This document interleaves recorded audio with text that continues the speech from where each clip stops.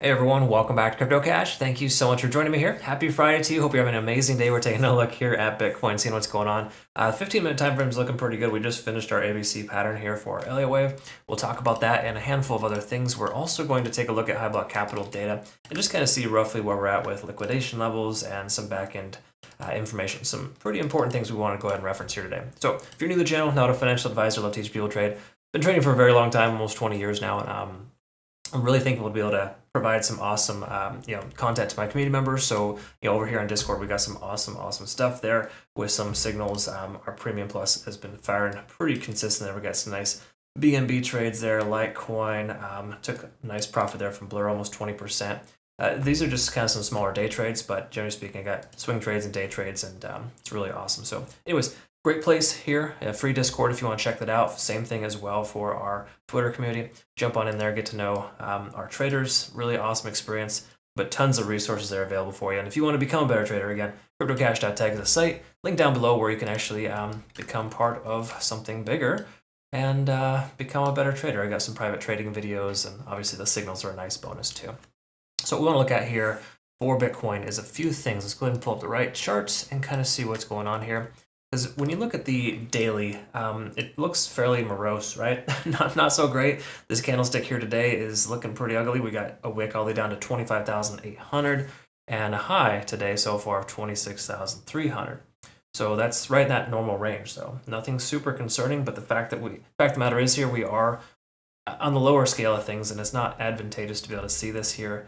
Not really the most optimal. Okay, so we want to kind of, as I've mentioned before, expect the worst, hope for the best, right? Expect the worst. In other words, the price can continue to drop. Have some limit orders ready to go so you can get filled at these crazy low price points. And I sent this out on my Twitter yesterday, if I recall correctly, the support range for Bitcoin. So just kind of reiterate here, we got this magneticism from 27,000 to 27.5. That's a CME gap. And we got a nice support level there where the price went down at roughly 24,000. So one of two things will happen.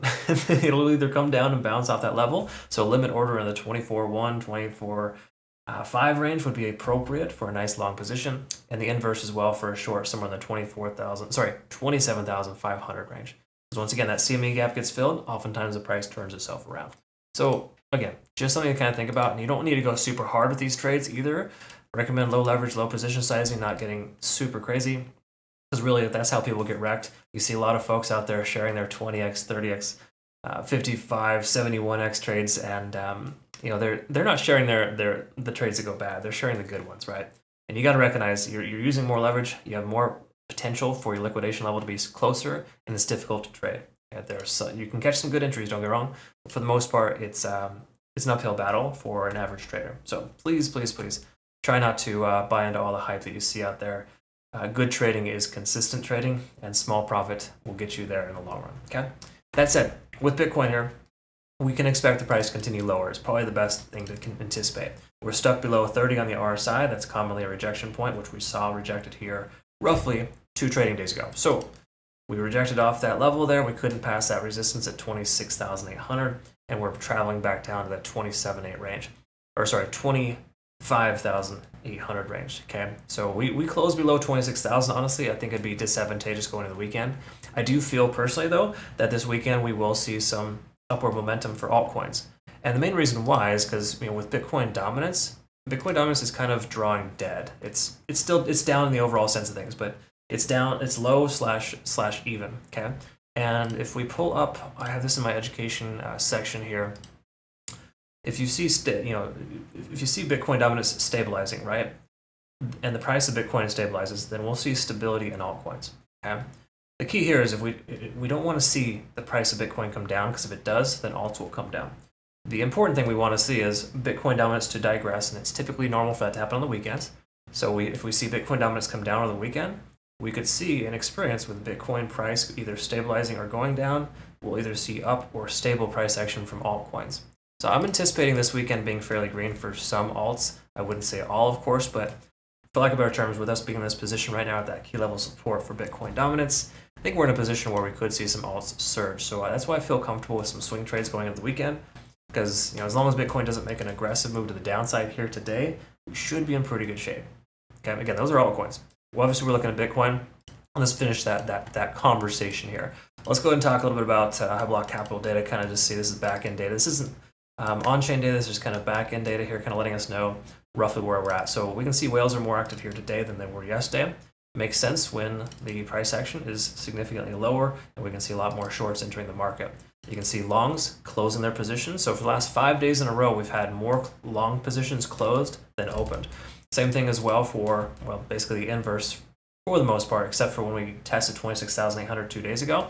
We can see here, the last 2 days, shorts have been king, okay? So the bears are ruling the last couple of days. So, when will that stop? Well, it's hard to really say specifically. We'll look at the larger time frames to identify, but if we look at some longs here, we can just quickly understand that longs, for the most part, are tentatively underwater. We have a majority of longs averaged at 26,100. When it comes to shorts, we can see the average amount of shorts is just above, actually no, just below that level, right around 26,050. So 26,000 even, if you will. So honestly, neither side is like super profitable right now. That's why you do see a lot of folks using higher amounts of leverage. You do got to be careful. This is one thing to notice here as well. Sorry for jumping around. If you look at the amount of leverage, we can see a lot of liquidation levels at 24,800. So the price does wick down that low, which is still possible. And then we'll see a lot of liquidations. The price could travel further. So again, some buy orders at 24,000, 25,000 may be appropriate. Just setting some limit orders for your spot back. Something to kind of think about. All right, so let's go ahead and wrap this up here. Let's go look at the 4-hour and see what the transitionary time frame tells us. We do have a bearish type of divergence here, and we can see with the MACD we're also swinging down. Okay, so this really implies that further downside is more likely. Just kind of letting us know that generally speaking, we're under 50 on the RSI. We're in a position right now where there's not a lot of signs pointing up. So taking a long position with Bitcoin right now may not be the most ideal. It may be best to wait for confirmation. But once more, we do see this support level here at about 25,800. If I recall correctly, too, our volume profile is right at that range, right at about, 26,000 even. So we're right in that support range as we have been pretty much all week, okay? So nothing surprising here, nothing shocking. I don't think the price is going to just drop like a rock, but I've totally been wrong in the past. I'm happy to admit it. These little candle wicks are aggressive, and you can never truly anticipate these things, right? Just a large candle wicks where like $500 million gets thrown into Bitcoin and sold instantly. It's a crazy thing. I send out these alerts here too through my Twitter, and if we look back here in the past, like there's some crazy examples of how much money kind of floods through the market. And I'm sorry, I can't find. Oh, here's one. Just say, for example, this was on the 22nd of August when we saw it spike to 26,800. We saw $420 million transferred in 15 minutes. Okay, and then the price shot up from there. Okay, so those things will happen consistently. Unfortunately, we will see that happen a lot when the price goes up or down, and we can't truly anticipate that. So what I'm getting at here is be very careful with your positioning and your leverage amount. Try not to get too overzealous. That said, we're in a descending trend here right now, and we're double tapping the bottom, so there is potential for us to get a bounce right here off this level. But once again, most everything else momentum-wise is showing us we're moving down, and we should expect further downside. So I wouldn't be surprised if we see a retest of this lower Fibonacci level here, 0.786, about 25,600, before the price recovers, if it doesn't continue lower. Okay? But the bottom line here is we're making lower highs and lower lows.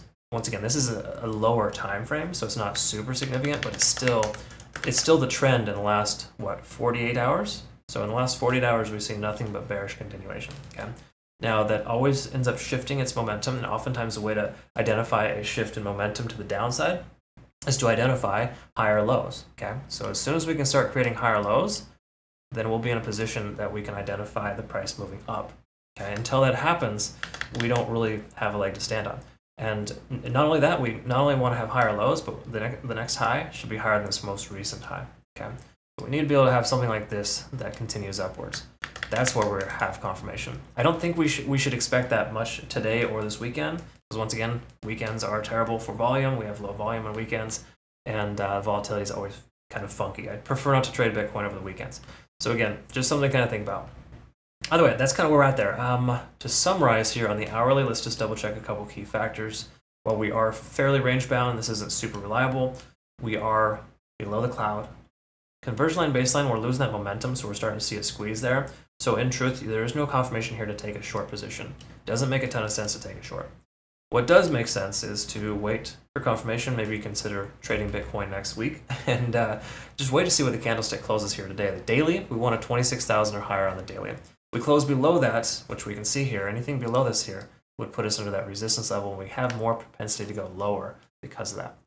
But once again, I wouldn't expect a massive move this weekend. I think we're going to see a bigger move here for Bitcoin in the next couple of hours. That's when things get really crazy, when traditional market hours close and we hit those post-market hours. And that's usually when Asian markets, once Asian markets open, then it'll start to calm down after that. That's kind of where we're at there. I hope that makes sense and I described this correctly. Thanks again, hopefully, for learning something here today. If you did, comment below. Love to hear it. If you want to become a better trader again, cryptocash.tech is a site, link down below. We do have a discount between now and basically for our summer sale. So check that out, of course. We've got a lot of new members coming over. So looking forward to working with you. Have a great rest of your day. Thanks again for your time. We'll see you next one.